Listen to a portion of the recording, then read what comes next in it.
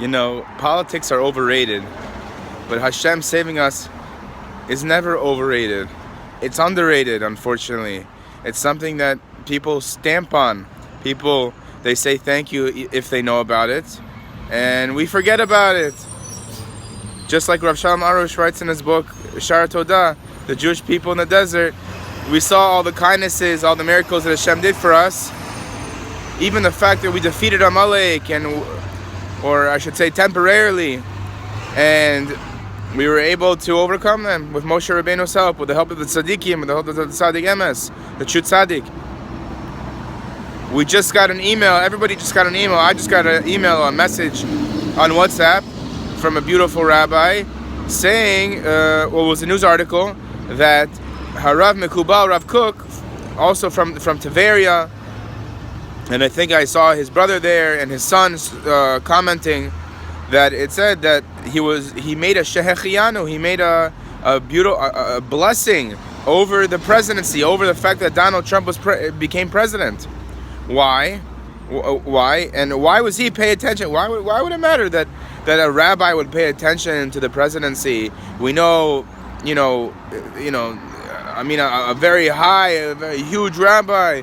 We know it's a very important thing, to understand what's going on in the world. We know that sometimes it's very confusing according to the news what's going on in the world. But the tzaddikim, they see the situations in life, and they have clear emunah, they have clear thinking, and they can see right through the situation and see the purpose, and they can see who people really are.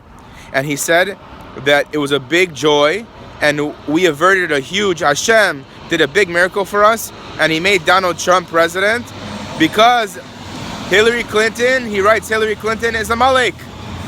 She's a Amalekite.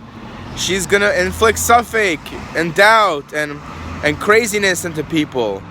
That's what he writes. He wrote that she's from Amalek. The last Amalekite we had, person from Amalek, the group that just wanted to destroy Am Yisrael, just like if you want to be a Jew, you can come from outside to be a Jew, so too, you can be a Amalekite and be from other nations because of your beliefs and because of what you choose to believe. So, Baruch Hashem, we don't choose that way, but Rav Kook said that she is from Amalek. So we have to understand, we have to dance for joy. After I found out about it, I was outside, recording a couple of ideas that I wanted to record. I looked at my phone, I saw what it was, and I looked up to Hashem and I said, I was like, I probably should be jumping for joy, and I jumped so high and I thanked Hashem so much that we don't have to deal with this individual. We don't have to deal with this individual being a leader that we look at every single morning or every single day, especially in America, around the world, or that people, whatever it is. God knows only what we were saved from. We need to thank Hashem every single day that this tragedy was averted. Baruch Hashem, we have no clue. We have no clue at all. And Jews voted for her. And we have a tzaddik confirming, a righteous person, Rav Mekubal, Rav Kook, confirming that she was from Amalek. And Jews were going to put her into power. You understand? That's why we need the advice of the righteous people. That's why we need to look, and pray really hard. I was just reading Garden of Emunah. A person needs to pray really hard to find the true tzaddik, the true righteous person. I asked many years ago to Rav Lezer Brody. I said, how do I find, I want to find my rabbi. How do I find my rabbi? He said, I prayed 9 years for my rabbi before I found my rabbi. Why is he saying he prayed 9 years? Why do you pray for a rabbi for 9 years? Just go find a rabbi, like other people. They just go, they see a rabbi nearby. He looks nice. He was nice to me. He did this. Go find a rabbi. He said, he was explaining that if you want to find a true guide, you have to beg and you have to pray for it. And that's also one of the reasons, one of the aspects of Tikkun Chatzot, getting up at midnight. When a person gets up at midnight, they're mourning over the Beit HaMikdash.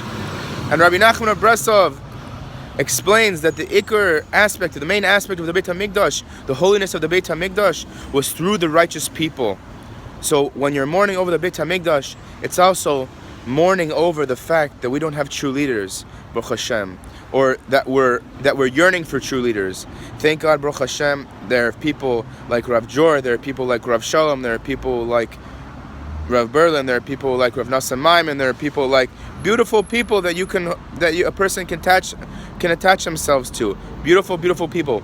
But the real true leaders that are willing to say my way is great, and they're coming like Avram Avinu, flying through the masses and picking out this and that and then doing amazing, awesome things for everybody, revealed and in every way, and everybody knows, oh, it's them, they're the best. We're waiting for that person, Mashiach. So meanwhile, Baruch Hashem, we have wonderful people, thank God, like Rav Kook, Rav Jor, so many wonderful people, and we need to be happy about it, and we need to listen to them, and we also need to wait for their opinion, Baruch Hashem, sometimes instead of making our own. Thank God for those individuals who Hashem put in their heart to vote for Donald Trump, and thank you, Hashem, that we don't have a Malek as a ruler. We don't have a Malekite as a ruler. Somebody who is willing, somebody who has no fear of God and who doesn't care, and who just cares what they look like to other people.